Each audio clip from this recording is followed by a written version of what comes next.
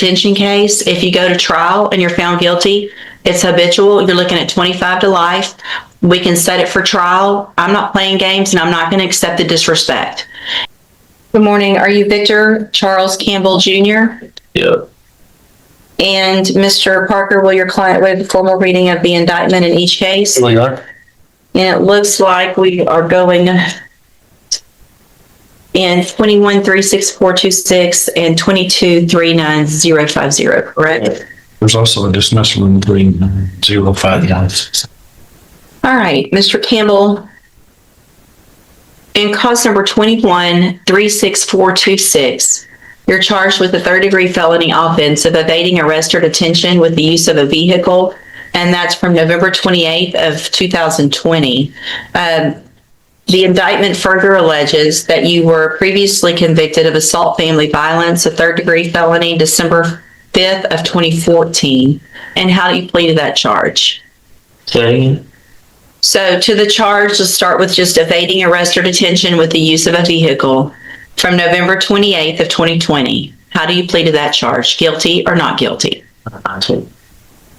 It's guilty or not guilty. Either you did it or you didn't do it. I thought that's what the plea was. There's a plea agreement means in my court, you either enter a plea of guilty or not guilty. Okay. Mr. Campbell, I understand that you're already doing time for a murder and that you don't really care about what's going on today. I'm saying I plead no content because he never even went over the indictment with me. I find that hard to believe. So here's the thing. Actually, be honest, I just only been here for like about 30 days. So I got like 3 weeks or 30 days and about 2 weeks of being here. Here's a picture of here. Yeah. So the nature of the crime, no cause number, and the magistrate, as far as the indictment, I never received one.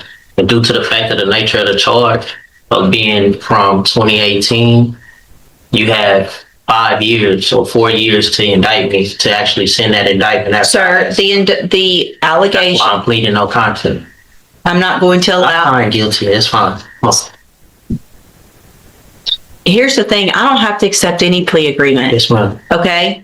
So you can, in that evading arrest or detention case, if you go to trial and you're found guilty, it's habitual. You're looking at 25 to life. We can set it for trial. I'm not playing games, and I'm not going to accept the disrespect. If you want me to follow this agreement and go along with the plea agreement and you can go on, do your time and be done with it, then we can get that done. But you're not going to show disrespect while we're doing it to me. Do you understand? Yes. So if you want to go forward, we'll go forward. If not, we'll set it for trial. Mr. Smith will get ready very quickly and we'll get your case tried within a month. And it'll be habitual 25 to life. What do you want to do? It's 18 years. No, the plea agreement. If you go to trial, listen to me. If you go to trial and you're found guilty and your prior convictions, stop talking over me.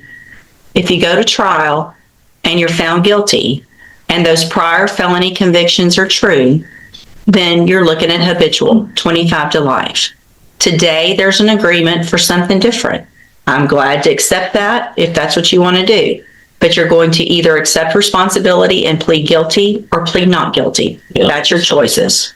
So let's go back then and cause number 21-36426. You're charged with a third-degree felony offense of evading arrest or detention with the use of a vehicle from November 28th of 2020. How do you plead to that charge? Guilty or not guilty? That's what I'm saying. He's saying assault family violence. The evading arrest is guilty. It's evading arrest or detention with the use. I'm looking at your indictment. He's saying you got indicted for. I got that. For evading. In 2014, you were convicted of something. Hold on, Mr. You've probably already tried. Let me take care of it this way. Place that in front of your client, please. Now that is cause number 21-36426. That indictment alleges in paragraph 1 that you committed the third-degree felony offense of evading arrest or detention with the use of a vehicle from November 28th of 2020. How do you plead to that charge? I just pleaded no contest. She didn't want to accept no contest. How do you plead to that charge? Guilty or not guilty? We're not going backwards, okay? I already told you you're not going to plead no contest. Guilty or not? You plead guilty or not guilty? So if I'm telling you no content, what is that? It's nothing, and it's nothing. You're not allowed, I can take a plea of no contest, or I cannot take a plea of no contest. That is up to the court. You're not legally entitled to plead no contest if there's a plea bargain. I'm telling you, if you want me to accept the plea agreement, you're going to plead guilty or not guilty. I've already told you that. I'm not going to tell you again. If I have to tell you again, guilty or not guilty. I'm saying. Period. I'm about to set your case for trial. That's basically saying that I'm. We're not going to argue the law. I'm not, or I'm guilty. We're not arguing the law. That's basically just saying that I state that. I'm not going to argue the law with you. Guilty. Just sign. Go ahead. That's guilty. Go ahead. That's what y'all want anyway. Listen, I'm cool, ma'am. Just go ahead. Well, you're not. You're really not being cool, and you're making me very frustrated. Ma'am, I respect your call. Just go ahead and give me nothing here. Plead guilty. There okay. you go. So you plead guilty to evading arrest or detention with the use of a vehicle. Okay. The next count, the next paragraph that you're looking at says that you were previously convicted of assault family violence December 5th of 2014. Is that true or not true that you have that conviction on your record? Okay. And that's not the same That's case okay. as far as evading arrest, man. That's two different charges. So if you really want to be technical as far as being a habitual, that's called a repeated offender. But exactly, and listen. So, Mr. Campbell, that's wow. Thank you. Do you want to come sit up here and be the judge? You're so smart. I don't know. If you needed some help, ma'am, I wouldn't mind. I feel like I might because I'm not understanding. Mr. Campbell, you're getting a deal to go on count one only, which makes you a repeat. I get that you've been through this before and you understand what's going on, but you're making this more difficult. If you go to trial, you could be habitual. Today, if we take this great plea agreement, it's repeat. I understand that. I've been doing this for 30 years. Okay? So, did you enter your plea of guilty freely and voluntarily? Guilty. Did anybody force you to plead guilty today? No. Okay. So I have let's go to the next case then. In cause number, and here's that indictment. In cause number 22, 39050, you're charged with and in this case, we're just going on count one. Count one only. So in this case, we're going on count one only. So it's just the offense of tampering with physical evidence, a second-degree felony from November 28th of 2020. And how do you plead to that charge? Guilty or not guilty? Pleading no content, but guilty now. So are you pleading guilty to this charge? Yeah. Okay. And did anybody force you to plead guilty in cause number 22-39050? We just answered it, man. I know I have to ask you in each case. It's required by law. It's required by law that I ask you that in every case. I just pleaded guilty. Okay. And nobody forced you to do that, right? Speak up so the record can take it down. No, I think you did. You did, but let's go. So no.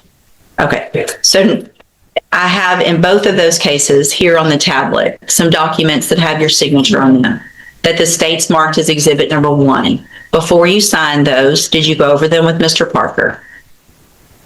The documents on the tablet, y'all have that? And do you understand if I follow the agreements that you've made with the district attorney that you'll be waiving or giving any right to appeal? Yes or no, please. Do you understand that? I understand what we signed, the documents. Okay. You have to answer out loud, yes or no, so that the record's clear that you understand, that I know you understand what you signed, okay? I'm not trying to, doesn't have to be that difficult. Just get in, get your deal, and get out. You're making this way more difficult than it has to be. Do you also understand, if you're not a U.S. citizen, that a plea of guilty or no contest could result in your deportation? If you're not a U.S. citizen, could result in your deportation, exclusion from admission to the country, or denial of naturalization under federal law. So what this is, I'm required to ask everyone that. Are you a U.S. citizen? Yeah. Okay. State tenders number 1 in each case. It's admitted in each case. Is there any evidence that Mr. Campbell is not competent? No, you're good. I just printed the wrong thing. She asked me if I thought if there's evidence you weren't. I said, no, there's not. He's competent. I just printed the wrong stuff. Did I print both of the Give them the certifications? thing on that shirt. Please. Please. Okay. All right, Mr. Campbell, I'm going to find in each of your cases that you, Mr. Campbell, pay attention to me for a second, please. Oh, no, please. I ain't drinking, Mr. Campbell,